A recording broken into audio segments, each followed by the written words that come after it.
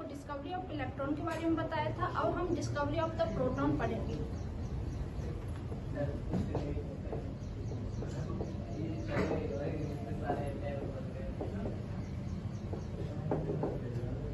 Proton की discovery कैसे हुई? हमें पता है जो एटम है वो इलेक्ट्रिकली न्यूट्रल है और इलेक्ट्रॉन की डिस्कवरी हम पढ़ चुके हैं। तो इलेक्ट्रॉन पे जो चार्ज था वो क्या था?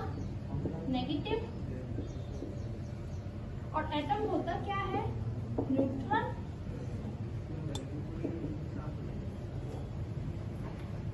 तो कहीं ना कहीं जो एटम है वो न्यूट्रल होता है। इलेक्ट्रॉन की डिस्कवरी हम पढ़ चुके हैं। इलेक्ट्रॉन पे चार्ज था नेगेटिव, तो हमें ये पता लगाना था कि जो एटम है उसमें कहीं ना कहीं पॉजिटिव चार्ज प्रेजेंट है।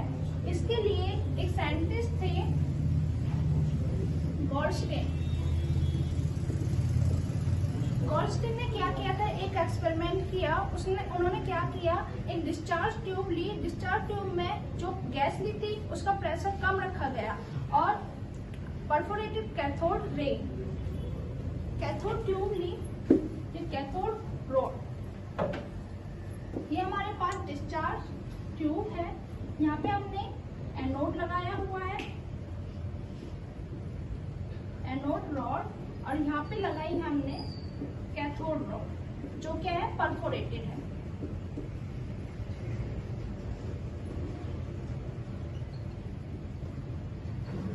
परफोरेटेड क्या होते हैं? जिसमें होल हो। और यहाँ पे हमने क्या ली है? गैस ली है।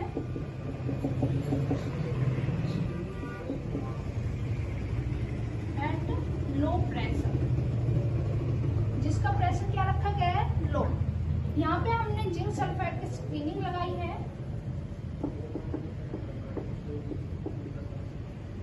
जिंक सल्फाइड की स्क्रीन क्यों लगाते हैं? अगर इससे कोई भी चार्ज पार्टिकल स्ट्राइक करता है तो इसमें से क्या होगा? ग्लो प्रोड्यूस होता है। अगर हम यहाँ से हाई वोल्टेज अप्लाई करते हैं ऑन द रोड, मतलब इलेक्ट्रोड पे हम हाई वोल्टेज अप्लाई करते हैं, तो जो इलेक्ट्रोड एनोड रे है वो क्या होंगी? परफोरेटेड कैथोड रे से पास होती हुई जिंक सल्फाइड की स्क्रीन पर स्ट्राइक करती है। और यहाँ पे क्या प्रोड्यूस होगा? Green fluorescence.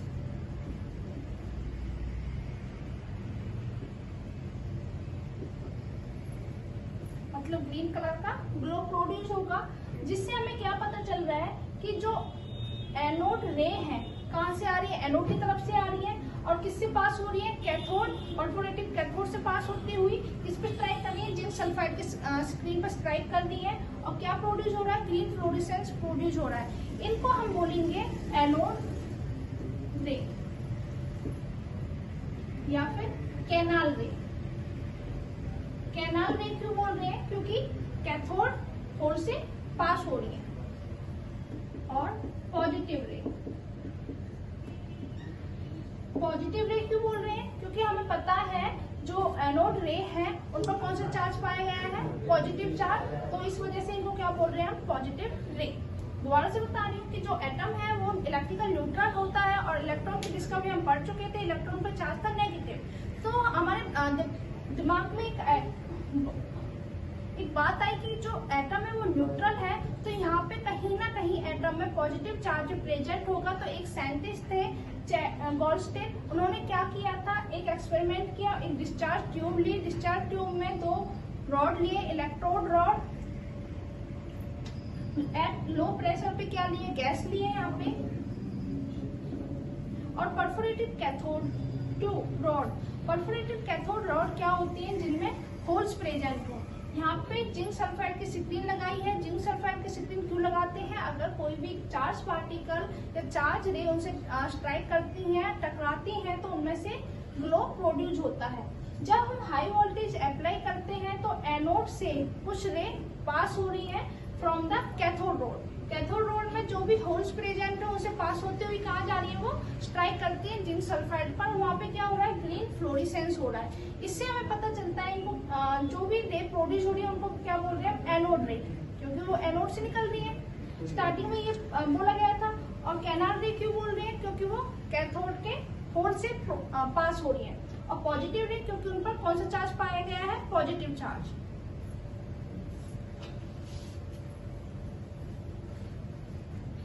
Next, origin of anode रे। एनोड रे का ऑरिजिन कैसे हुआ? जो हमने गैस लिए है यहाँ पे डिस्चार्ज ट्यूब में, वो गैस क्या होगी? एटम के फॉर्म में प्रेजेंट है। उन एटम को अगर उन गैसेस एटम में से इलेक्ट्रॉन रिमूव कर देते हैं तो क्या होता है? एनोड रे। मतलब हमारे पास जैसे हाइड्रोजन गैस लिए हमने यहाँ पे, हाइड्रोजन का अगर एक इलेक्ट्रॉन रिमूव कर देंगे तो क्या होगा? Hydrogen ions. ये जो पॉजिटिव चार्ज है इसको क्या बोल रहे हैं हम? प्रोटॉन या फिर पॉजिटिव एनोड रे। तो जो एनोड रे है वो प्रोड्यूस कैसे हुई थी? By the knockout of the electron with gaseous atom. Gaseous atom में से अगर इलेक्ट्रॉन को रिमूव कर देते हैं तो कौन सी रे प्रोड्यूस होगी? एनोड रे। और एनोड रे कभी भी एनोड से प्रोड्यूस नहीं होती। वो कहाँ से और उनका ओरिजिन कैसे होता है? Between the anode and cathode rod के बीच में जो स्पेस प्रेजेंट होगा उससे ओरिजिनेट होती है।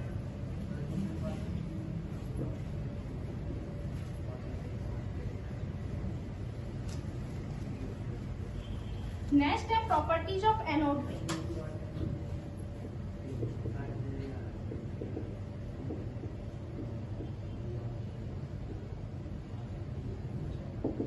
एनोड रे की प्रॉपर्टीज क्या है?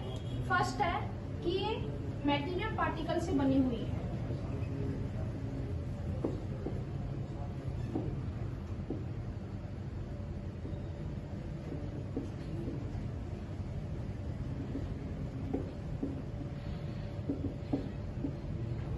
मेटीरियल पार्टिकल से बनी हुई है। सेकंड क्या है? स्ट्रेट लाइन में फ्लो करती है।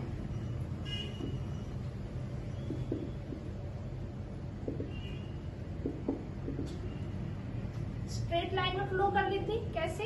एनोड रॉड से लेके जो भी कैथोड होल प्रेजेंट है उनसे पास होती हुई कहाँ पे स्ट्राइक कर रही थी? जिंक सल्फाइड की स्क्रीन पर। और एक और बात, जो एनोड रे है उनका जो स्पीड होगी वो क्या होगी? लेस होगी एज कंपेरिजन टू इलेक्ट्रॉन। क्यों?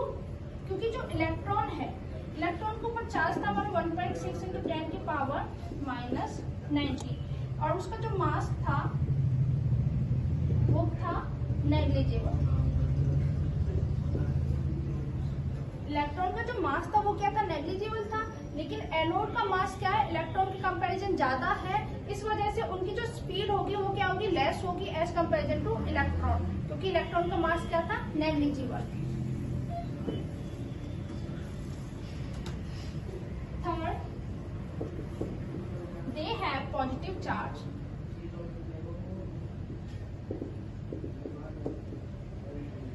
ये हमें कैसे पता चला कि जो एनोड रे है उन पर पॉजिटिव चार्ज होता है? बाय अप्लाई इलेक्ट्रिक या मैग्नेटिक फील्ड। कोई भी अगर हम फील्ड अप्लाई करते हैं तो नेगेटिव और पॉजिटिव चार्ज प्रेजेंट होंगे इलेक्ट्रिक फील्ड में। अगर हमारी जो रेज है वो नेगेटिव चार्ज की ओर डिफ्लेक्ट होती है तो हमें ये पता चल जाता है कि जो एनोड रे है उन पर कौन सा चार्ज था? पॉजिटिव चार्ज था। अगर वो पॉजिटिव की ओर डिफ्लेक्ट होती है तो क्या पता चलता है कि उन पर नेगेटिव चार्ज था, और तो उस पार्टिकल को क्या कहते हैं हम? Electron. Next, charge and mass ratio. Charge and mass ratio क्या होगा? जैसे हमारे पास इलेक्ट्रॉन था, उसका चार्ज एंड मास रेशियो क्या था? सेम था सभी गैसेस के लिए। लेकिन इसमें चार्ज और मास रेशियो क्या होगा? डिफरेंट होगा डिफरेंट गैसेस के लिए जो भी हम डिस्चार्ज ट्यूब में ले रहे हैं, और वो डिपेंड करेगा नेचर ऑफ गैस।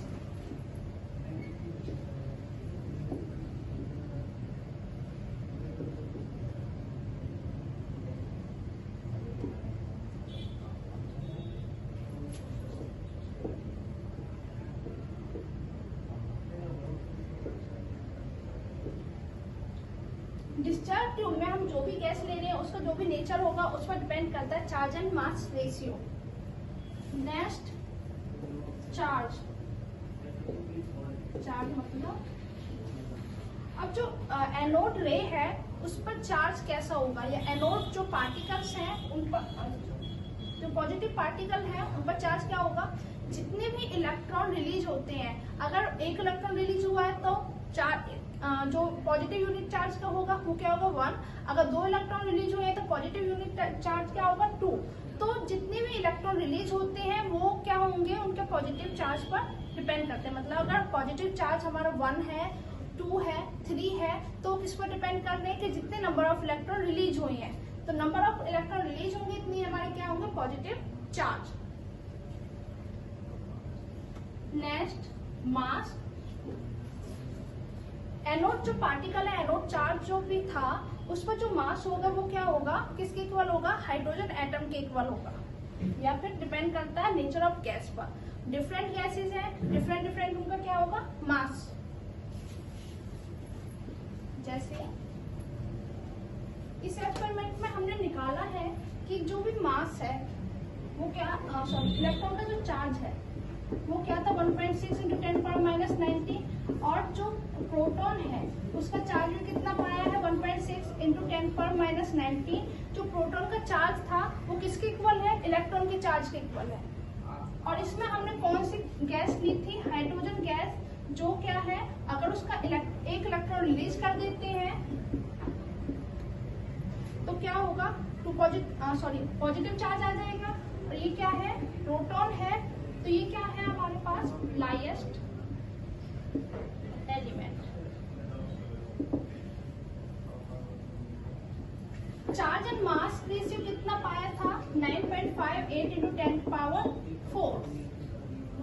चार्ज पता है हमें, चार्ज एंड मास रेशियो पता है, मास इजीली निकाल सकते हैं हम।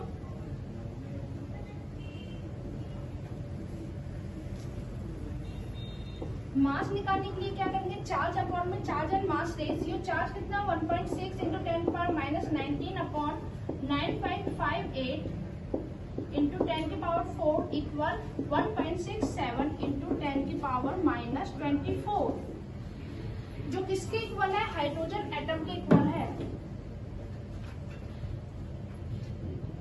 जो प्रोटॉन का चार्ज था वो किसके इक्वल है, इलेक्ट्रॉन के चार्ज के इक्वल था। चार्ज एंड मास रेशियो कितना पाया गया है 9.58 × 10⁴, एंड मास निकाल लेंगे हम इससे चार्ज अपॉन में चार्ज एंड मास रेशियो, तो वो किसके इक्वल आया 1.67 × 10⁻14, जो हाइड्रोजन एटम के मास के इक्वल है।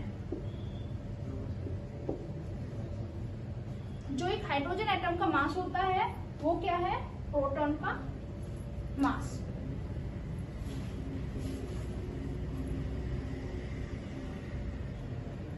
अब इसके बाद क्या हुआ था, हमें पता चल गया जो एटम है वो क्या है, डिविजिबल है।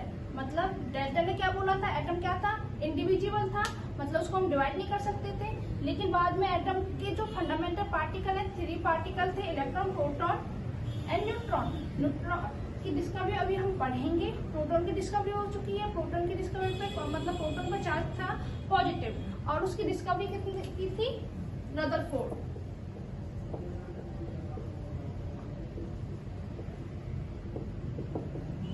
प्रोटॉन डिस्कवर्ड बाय रदरफोर्ड, और जो उनके ऊपर चार्ज पाया गया था पॉजिटिव चार्ज, वो पॉजिटिव चार्ज की डिस्कवरी की थी गोल्डस्टीन ने। अब हम पढ़ेंगे रेडियो एक्टिविटी के बारे में। रेडियो एक्टिविटी से हमें क्या पता चल रहा है कि जो एटम है वो क्या है, डिविजिबल है। किसमें डिवाइड हुआ है, इलेक्ट्रॉन एंड प्रोटॉन। उनको इलेक्ट्रॉन के ऊपर चार्ज है नेगेटिव और प्रोटॉन के ऊपर चार्ज है पॉजिटिव। ये हमने फर्दर एक्सपेरिमेंट किया था जिससे हम ये पता लगा सकते हैं कि इलेक्ट्रॉन के ऊपर नेगेटिव और प्रोटॉन के ऊपर पॉजिटिव चार्ज है। तो वो फर्दर पता लगाने के लिए हम क्या पढ़ेंगे, रेडियो एक्टिविटी।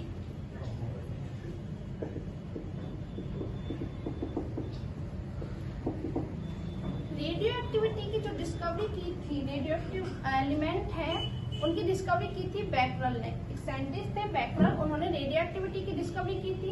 इसमें क्या होता है, जो रेडियो एक्टिविटी है क्या होता है, स्पॉन्टेनियस इमिशन ऑफ रेडिएशन। मतलब जो लाइट है अपने आप इमिट होती रहती है, और कुछ एलिमेंट है जिनमें से लाइट इमिट हो रही है, उनको बोल रहे हैं हम रेडियो एक्टिव एलिमेंट। कौन से एलिमेंट है वो, यूरेनियम एंड रेडियम, इनको बोलेंगे हम रेडियो एक्टिव एलिमेंट जो क्या कर रहे हैं, स्पॉन्टेनियस रेडिएशन इमिट करते रहेंगे। तो इन जो भी ये रेडियो एक्टिव एलिमेंट है, रेडियो एक्टिव एलिमेंट है, इनको क्या किया था, जो एक हमारे पास ब्लॉक है लेड की, लेड ब्लॉक ली, उसमें हमने रेडियो एक्टिव एलिमेंट लिया,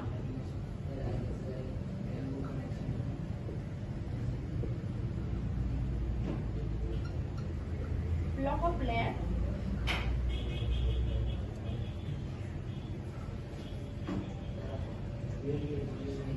यहाँ पे हमने एक फोटोग्राफिक प्लेट लगाई है,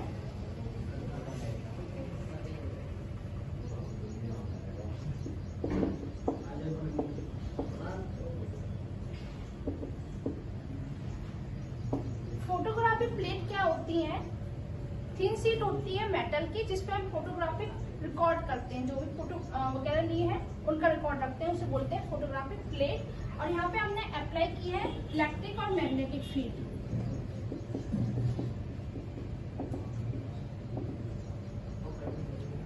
तो इलेक्ट्रिक फील्ड या मैग्नेटिक फील्ड मतलब पॉजिटिव और नेगेटिव चार्ज लगेंगे यहाँ पे। जो हमारे पास रेडियो एक्टिव एलिमेंट है वो क्या करेंगे, लाइट को इमिट करेंगे। लाइट इमिट करेंगे तो जो कुछ रेज हैं जो हमारी पॉजिटिव प्लेट की ओर अट्रैक्ट हो रही है, उनको ऊपर चार्ज पाया गया है नेगेटिव।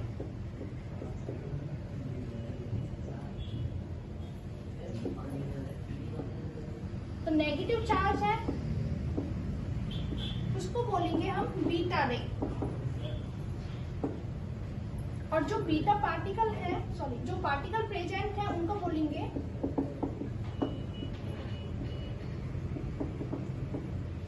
Beta particle.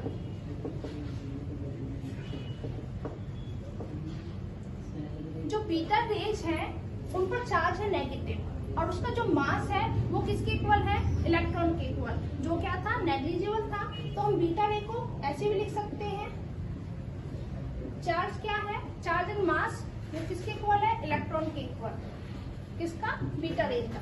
सेकेंड, जो भी रेज है वो डिफ्लेक्ट हो रही है नेगेटिव चार्ज की ओर, उनको बोलेंगे हम, जो रेज डिफ्लेक्ट हो रही है और नेगेटिव प्लेट की ओर, उनको बोलेंगे पॉजिटिव चार्ज। पॉजिटिव चार्ज को हम बोल रहे हैं अल्फा रेज। और पार्टिकल को क्या बोलेंगे, अल्फा पार्टिकल।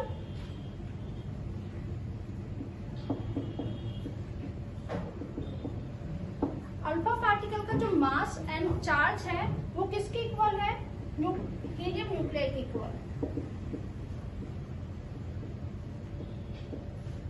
अल्फा पार्टिकल पर चार्ज कितना है, +2 यूनिट एंड मास 4।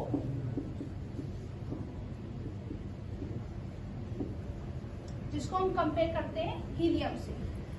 अब कुछ रेज है जो हमारी डिफ्लेक्ट नहीं होती है, सीधी जा रही है, सीधे स्ट्राइक कर रही है फोटोग्राफिक प्लेट पर, उनको नाम दिया है हमने गामा रेज, मतलब जो अनडिफ्लेक्टेड रेज है।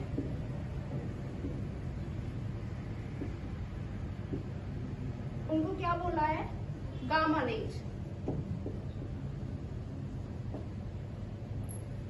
रेडियो एक्टिविटी एक्सपेरिमेंट किया था, रेडियो एक्टिविटी मतलब जो टर्म है, इसको एक साइंटिस्ट थे बेकर, उन्होंने दिया था। उन्होंने क्या बोला था, रेडियो एक्टिविटी क्या होती है, spontaneous emission of the light. तो कुछ रेडियो एक्टिव एलिमेंट है जिनमें से अपने आप लाइट इमिट होती रहती है, उनको हमने एक ब्लॉक ऑफ लेड में रखा और एक फोटोग्राफिक प्लेट लगाई है और electric and magnetic field apply करेंगे।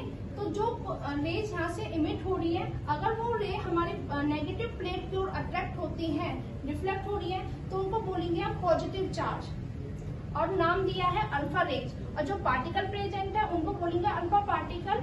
और इन पर चार्ज कितना पाया गया है, +2 एंड मास कितना है 4, जो एक हीलियम न्यूक्लाई के इक्वल होगा। अगर कुछ रेज हमारे पॉजिटिव प्लेट की ओर डिफ्लेक्ट हो रही है तो उनको बोलेंगे हम नेगेटिव चार्ज है उनके पास और उनको बोल रहे हैं बीटा रेज। और पार्टिकल को बीटा पार्टिकल, वो किसके इक्वल है, उनका मास और चार्ज इलेक्ट्रॉन के इक्वल है। जो इलेक्ट्रॉन का मास है वो क्या है, नेग्लिजिबल है और चार्ज कितना उस पर -1। कुछ रेज जो हमारी रिफ्लेक्ट नहीं हो रही है, सीधे स्ट्राइक कर रही है फोटोग्राफिक प्लेट पर, उनको नाम दिया है हमने गामा रेज।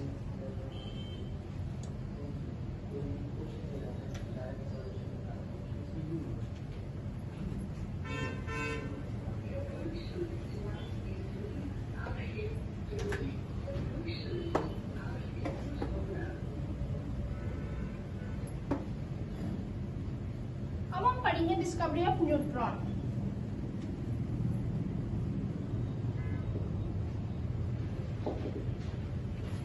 न्यूट्रॉन की डिस्कवरी कैसे हुई? हमें पता है जो एटम है वो न्यूट्रल है, तो उस पर नेगेटिव और पॉजिटिव चार्ज दोनों प्रेजेंट है, तो वो क्या हो जाएगा, न्यूट्रल हो जाएगा।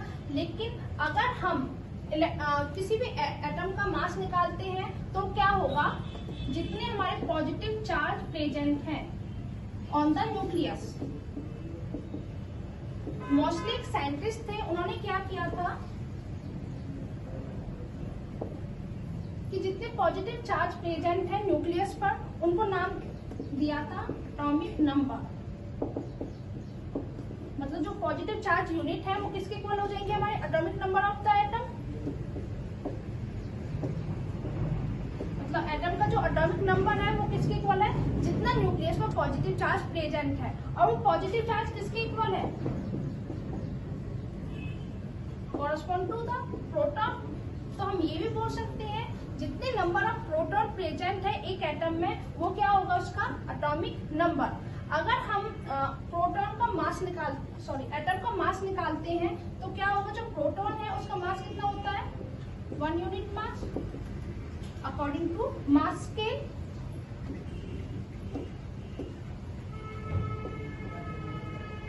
जब हमने एटम का मास निकाला तो जो भी प्रोटॉन का मास है वो क्या होगा, उस एटम के कंपैरिजन बहुत ही लेस होगा। तो इससे हमारे दिमाग में क्या है, कुछ ना कुछ और भी पार्टिकल प्रेजेंट हैं जिनका जो मास है वो किसके इक्वल है, प्रोटॉन के मास के इक्वल है, लेकिन वो क्या होगा, न्यूट्रल होगा। अगर हम एटम का मास निकालते हैं प्रोटॉन के नंबर से, मतलब जितने नंबर ऑफ प्रोटॉन प्रेजेंट होंगे न्यूक्लियस पर वो क्या होंगे, एटॉमिक मास के इक्वल होंगे। लेकिन जो प्रोटॉन है उसका मास कितना, 1 यूनिट मास है अकॉर्डिंग टू मास स्केल। तो ये अगर हम एटम का मास निकालते हैं तो जो प्रोटॉन का मास निकला था एक एटम का, वो क्या है, लेस होगा उस एटम के टोटल मास के कंपेयर। तो हम जो भी साइंटिस्ट थे मोस्टली, उन्होंने क्या सोचा कि मतलब यहाँ पे कोई ना कोई तीसरा पार्टिकल भी प्रेजेंट है जिसको जो मास है वो किसके इक्वल होगा, प्रोटॉन के इक्वल होगा, लेकिन उस पर कोई भी चार्ज नहीं है, वो न्यूट्रल होगा। उसके बाद एक साइंटिस्ट आए चैडविक ने एक एक्सपेरिमेंट किया। उन्होंने क्या किया, जो लाइटेस्ट एलिमेंट है जैसे कि बेरिलियम एंड बोरॉन, उनकी बॉम्बार्डमेंट करवाई थी high speed of alpha particle के साथ बॉम्बार्डमेंट करवाई, और उन्होंने देखा कि न्यू पार्टिकल सामने आया है, उसको नाम दिया था न्यूट्रॉन।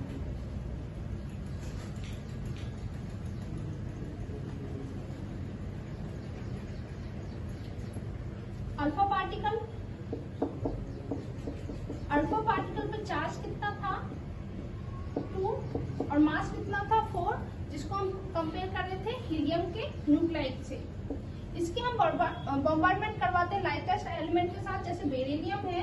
बेरिलियम पर चार्ज कितना, एटॉमिक नंबर कितना होता है, 4 एंड एटॉमिक मास 9। तो क्या प्रोड्यूस होगा, कार्बन और साथ में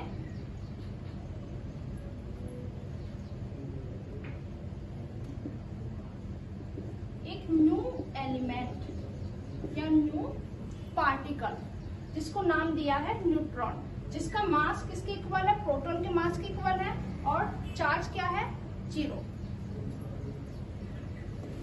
ऐसे ही हम हीलियम की बॉम्बार्डमेंट करवाते हैं बोरोन के साथ। बोरोन का एटॉमिक नंबर होता है 5 और एटॉमिक मास होता है 11। क्या प्रोड्यूस होगा, नाइट्रोजन का atomic number 7 and atomic mass 14 plus neutron का चार्ज क्या होगा, 0, और मास किसके इक्वल है, प्रोटॉन के इक्वल। तो इससे हम ये पता लगा सकते हैं जो भी जो एटॉमिक मास है एटम का वो किसके इक्वल है, मास ऑफ न्यूट्रॉन प्लस में mass of proton equal atomic mass. या हम ये भी बोल सकते हैं number of neutron plus number of proton equal atomic mass. और एटॉमिक नंबर किसके इक्वल था, number of proton. Only number of proton का अगर हम काउंट करते हैं तो वो किसके इक्वल है, एटॉमिक नंबर के। दोबारा से बता रही हूँ, डिस्कवरी ऑफ न्यूट्रॉन में हमारे पास एक साइंटिस्ट थे मोस्ले, उन्होंने क्या किया था कि जितने भी पॉजिटिव चार्ज पार्टिकल प्रेजेंट है न्यूक्लियस पर, वो पॉजिटिव चार्ज पार्टिकल किसके इक्वल होंगे, एटॉमिक नंबर के इक्वल होंगे।